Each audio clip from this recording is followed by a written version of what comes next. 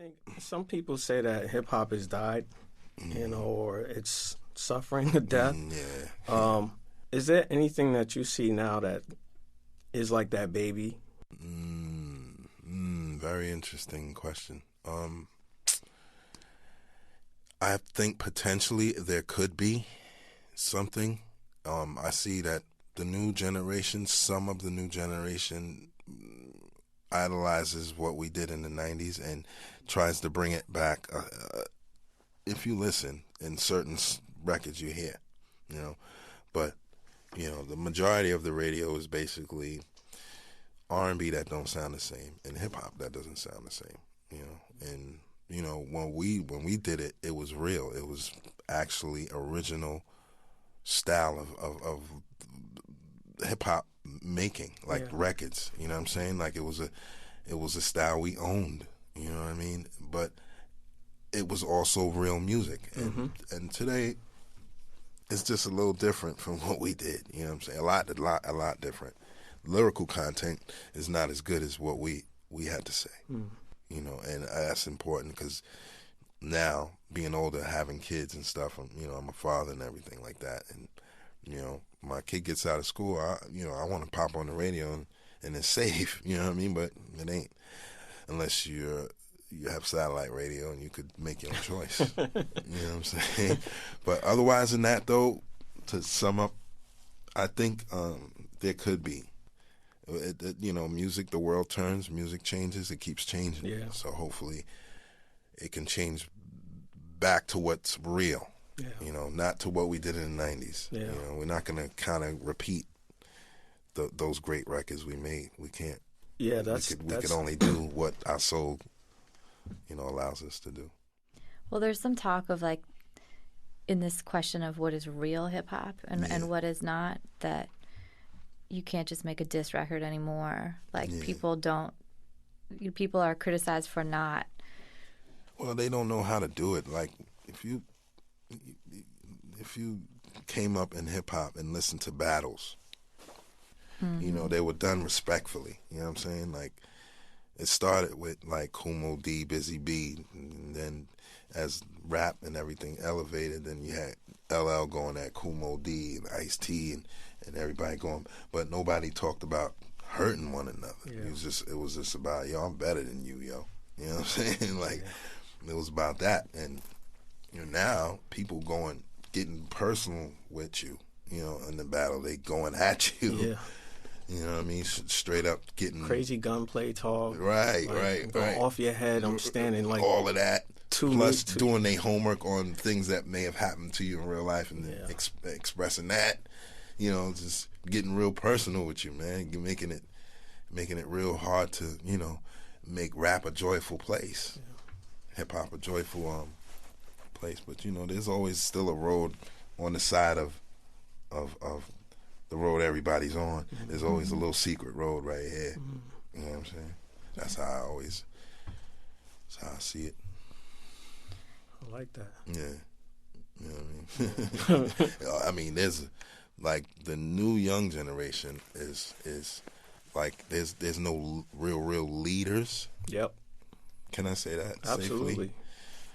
Everybody's just following everyone. No leaders, and so this road is real crowded and trafficky. Yeah.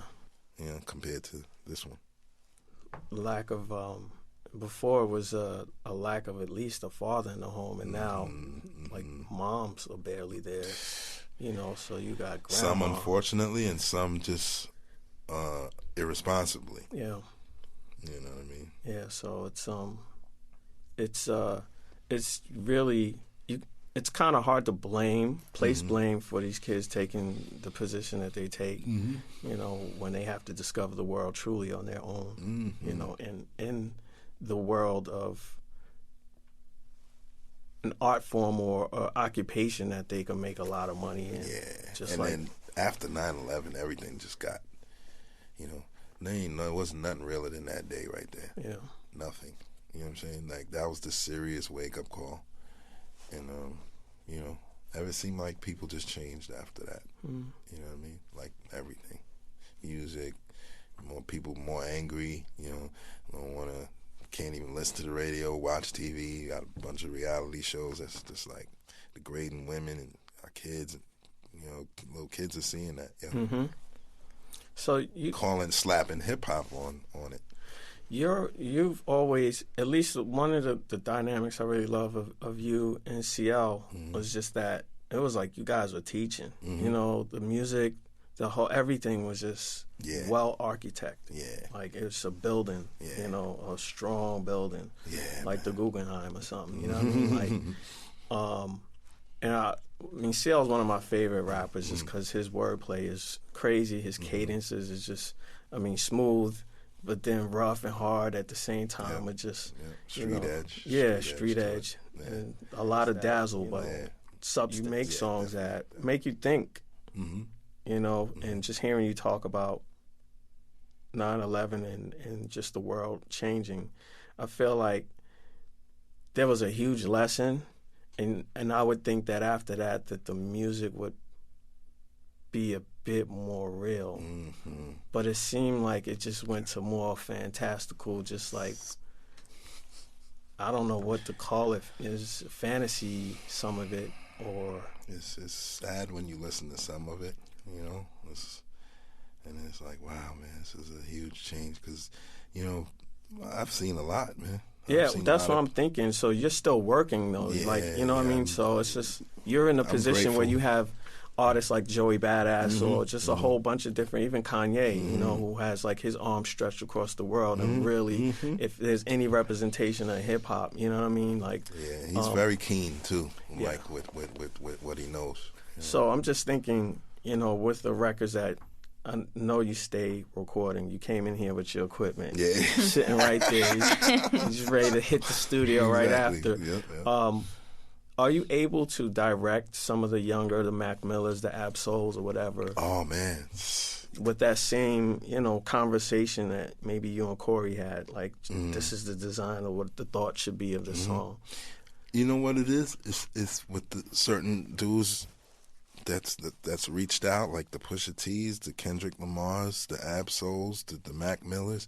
They all are fans of 90s hip hop, like big time, and they're telling me about song. Oh, you remember this joint? You did, word, like, and I'm it makes me feel good to see that, you know what I'm saying, and we just need a lot more of that. Yeah, you know what I'm saying, and unfortunately, you have prisms now of hip hop. Like you can go to each whatever kind you want to listen to. You got the ratchet hip hop, and then you got real hip hop. Then you got commercial. And you got the southern. You got the South cats, and to me, when I thought of the South, Outkast immediately comes to my head.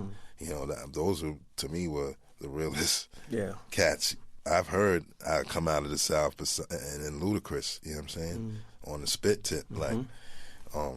But now you got so many areas in hip hop that you can pick and choose. But overall, I would want real hip hop to swallow all of that and just keep that shit real. You know what I mean? And what does that mean? Like, what does that sound like? How can you tell if it's real or not? Originality. Doing something totally unheard and totally new sounding. Not necessarily just something like finding a sample no one's ever heard in their life, and you putting the world onto it by making a beat out of it. You know what I'm saying? Is the best feeling a person could ever have. And making a successful, hip hop song out of something like that, is how we built our legacy. You know what I'm saying? And to me, we need more of the music to be original, and real could be another word for original, but that's what we mean. I read an interview. You talked to Complex, and a couple years ago, and you went through a bunch of your classic records, and one of them was the Juicy remix, and you said that basically you wanted to make a hip hop version of that song. Can you describe how you did that? that actually was it. Me and Puff grew up in the same neighborhood. So when he had Biggie, we were all happy for him. He brought Biggie over, and we started a relationship, and I ended up doing the remix, where I just kind of kept the same sample and just changed the drums a little bit. And I thought it was it was decent, but people responded to it like it was the remix of the year. It's just changing of the drums. I didn't do nothing. Yeah, but see, you say that. Yeah, they're two very different songs to my mind. Wow, and to hear the you original's describe, dope too. I'm not saying it's not dope. I'm saying there is the word dusty gets tossed around a lot, but I get it. Yeah, so why to you is that like more hip hop than, I guess you could say, a more polished, the shinier version that is the single? Because if you listen to hip hop records, that's done the way the drums are done, the pattern of the drums you hear on other hip hop records. It's like a language, right? And I was speaking that language when I made the remix, and just said, let me just, because the record was an actual radio friendly song, and then before that it was M2 so. Right. When Biggie did it, it just, and being how dope Biggie was already, he told me, I think I remember him saying to me, Hev used to inspire him on certain joints, like when he used to listen to Somebody For Me that Hev did, and that's I could play it a little bit by just saying, I just changed the drums. Like, I did. That was it. Yeah, but you stripped some things and out. Unique, y'all, and I put the Spoonie G in there, I think.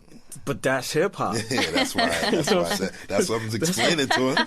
Like, taking the old school joints from Enjoy Records. You know what I'm talking about. Yeah, you make it sound, but everyone can't do that. People.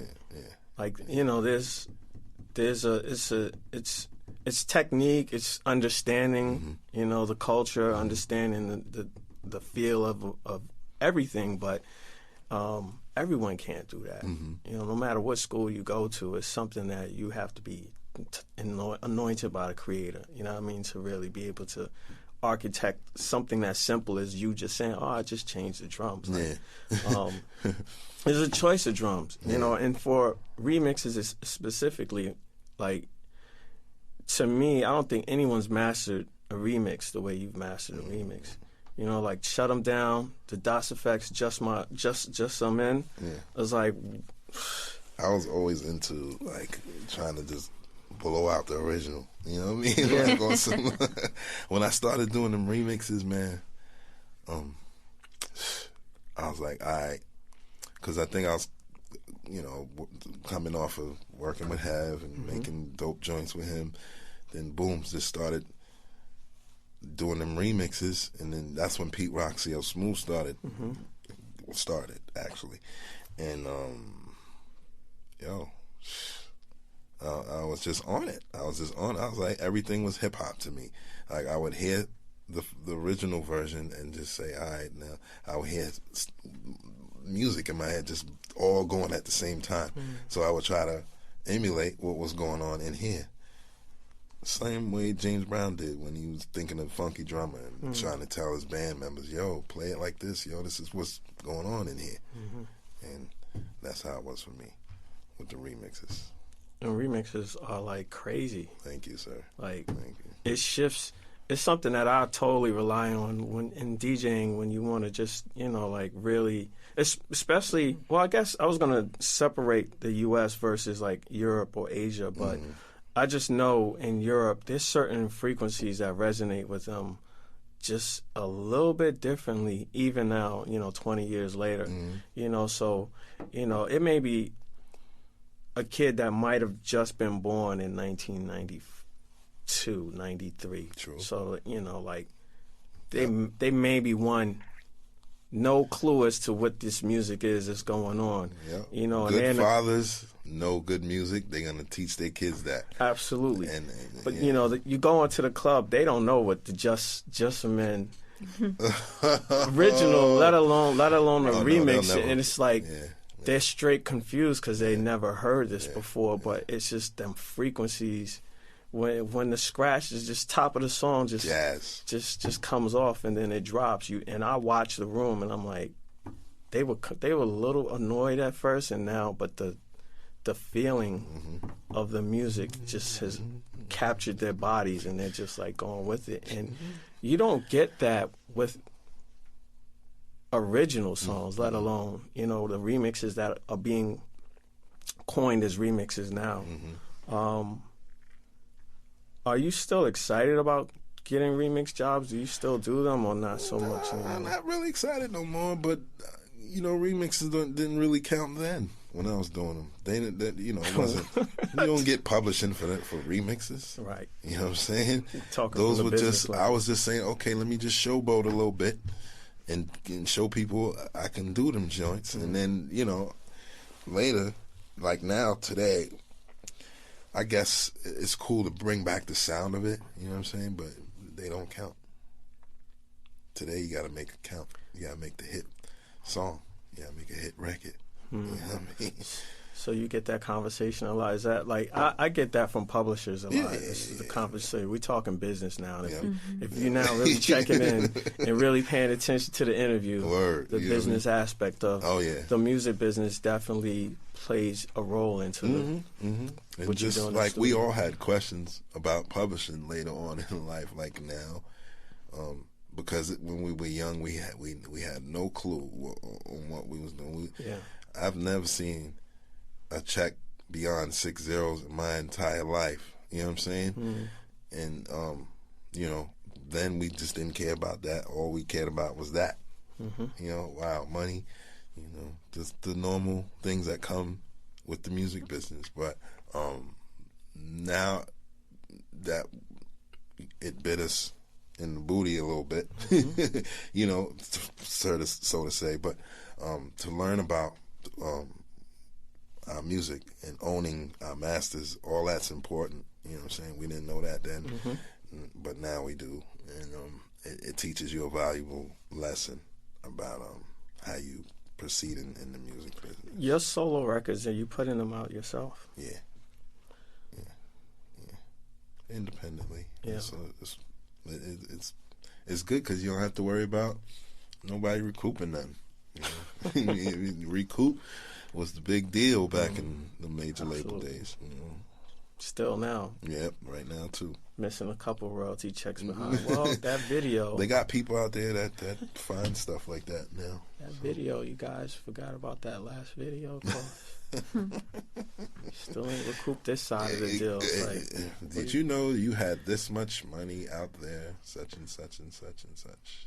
Do you ever plan to put out more artists on your own label? Yeah, definitely. I met so many good young artists today, right now, that show homage and show, you know, how it's really done, how they would want me to see, you know, like, are they doing it right? You know what I'm saying? And they some people know, like, you know what, let's get a beat from Pete. Let's work with Pete. You know what I'm saying? I know he has a lot of knowledge on how to make music. You know what I'm saying? And you know, I can't wait to start, you know, get everything in motion and start, you know, putting these guys out. What are your thoughts on those guys, whatever, on the mixtape aspect of? You know what is funny about that? You know what's funny? It's the same thing as remix, or it's the same thing as it's another term for album now. Yeah. Now people are calling albums mixtapes, because on a mixtape you can do anything you want. If you know, you don't have to worry about sample clearance. You could just go in and do whatever. That's kind of what I did with Camp Low. Just 80 blocks. Yeah. Just kind of slapped some things together and, you know, did that. But, you know, to mention what you said, you know, that's one of the tactics I always took, you know, in making hip-hop music. You know, it was just fun to me, man. Fun doing all that stuff. I mean, it's like we used to look forward to waking up the next day to go at it some more. You know what I mean? Rappers have, man, pushing me, Grand Pool pushing me, you know, like, yo, come on, man, try it, man, come on, man. You know, I used to always be like, nah, I ain't no rapper, bro. I'm like, yo, I'm the music dude, like, you know, I'm the DJ. Right. You know Did you not want to rap because of that, or was it like... Nah, but they used to just play little games with me to make me rhyme. Like what, man? Like what games? Threaten me and tell me they gonna beat me up and shit like Come that. on, stop playing. Who would threaten you, Nah, man? I'm just playing. But nah, you know, just inspiring me to do it because they felt like, you know, my voice, they liked my voice or whatever. And I used to play around on the mic. Right. At times, you know, even when I was making a beat, because, you know, now as a producer, you know, I know how I would want a rapper to sound over a beat. And, you know, that's just basically how it developed. I tell you, being the music guy behind the boards and behind the wheels, you know, when you started to rap, who was one of those rappers that inspired you to rap? I mean, like, who would you want to sound like? Wow. I mean, yourself, obviously, but somebody had to, you know. I'm going to say, like, heavily inspired by KRS One, but wanted to sound like Big Daddy Kane. But, you know, I was my rhymes wasn't up to par like that, you know, like his, you know, but, you know, just the gall of wanting to rhyme, you know what I'm saying? And, you know, some were cool, some were all right, some were, well, you know, I'm not any of those guys I named like a Rakim or Kane or Nas or KRS, but, you know, those are like, I'm fans of them. So, right. You know, I'm just like, you know, I would like to make exciting, incredible beats that they would like. Right. You know what I'm saying? Right. You know, and, you know, just be in the game, just repping. Now, Pooh Bah, you also credit really, like you said Hev, but you really credit Pooh Bah. Yeah. No, I credit Hev for my whole being, right. As far as in being in the music business. I credit him, but I credit Pooh Bah for writing my first songs. Okay. Saying, yo, man, I know you can rhyme, son. Yo, do this. You know, I don't know what they heard to make them feel like I could spit. Right. I don't know, but, you know. But this actual record, your first record, you actually wrote your rhymes. Yeah. But which one? Don't curse. Yeah, I wrote that one. You wrote that one? Yeah, I wrote that one. Now, you know what I appreciate about you as a rapper is, it's two things. I noticed that some of the best producer/rappers make some of the best producer/rapper records. What is it? Is that the production brain going into the rap brain so you know how to lay it down, or what, man? If you like a rhythmic person and you born with just like, you know, something inside of you trying to figure it out. Then when you hear music, you fall into it so hard. You're like, all right, so this is probably what I love. You know what I mean? Then you grow into it, and then boom, you know, become a man in it. And, you know, now I'm just like, you know, big on making something dope always. Right. You know what I'm saying? And are you actually, because for example, Dr. Dre. Yeah. No one is going to die saying Dr. Dre was one of the best rappers of all time, but he made some of the best rap records with him on it. But his voice too is dope. You know Diamond D. And then Diamond D is not the best rapper, but Stunts, Blunts, and Hip Hop is a classic greatest record. album ever. Right. You know what I'm saying? Right. Dr. Dre Chronic, greatest album ever. Right. You know what I'm saying? And, you know, not to discredit Dre, but he could never top that first Chronic. Oh, no, he can't top that. No. Chronic 2000 was dope. It was close. Yo, it was close. Very, very close. But Chronic just rides over you, B. It just takes you over, yo. But once again, is it you producing your voice as opposed to a rapper that just comes in and wants to rap? Yeah. Yeah. Such a classic. Like, to create like, you know, an order of song, it's very important how you put together an album. Right. You know what I'm saying? Because, you know, you want people to, you know, feel like, all right, he placed them well. These are dope. And when I listen to Dre's music, I feel like, dang, he knows how to place what song after what song, Right. because it really boils down to that. That's what can make or break your album. You know what I'm saying? Like Yeah. you can't just make 12 songs and just throw them. It's how you sequence them. It's how you gotta it's sequence them It's how you right produce way. it. Yeah. But getting back to you as a rapper, also, man, what I do appreciate about your raps is it sounds like you don't want to rap.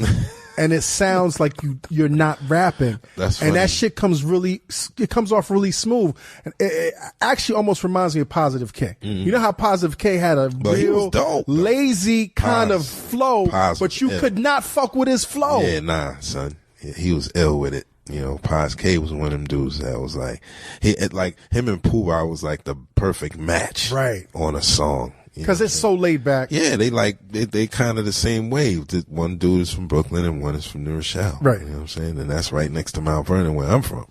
We're neighbors, you know, New Row and Mount Vernon. Right. You know what I'm saying? So when you would rap, man, particularly in your early days, man, would you be like, I don't want to hear that shit? Yeah. Oh, yeah. I was my own worst enemy with that. Like, I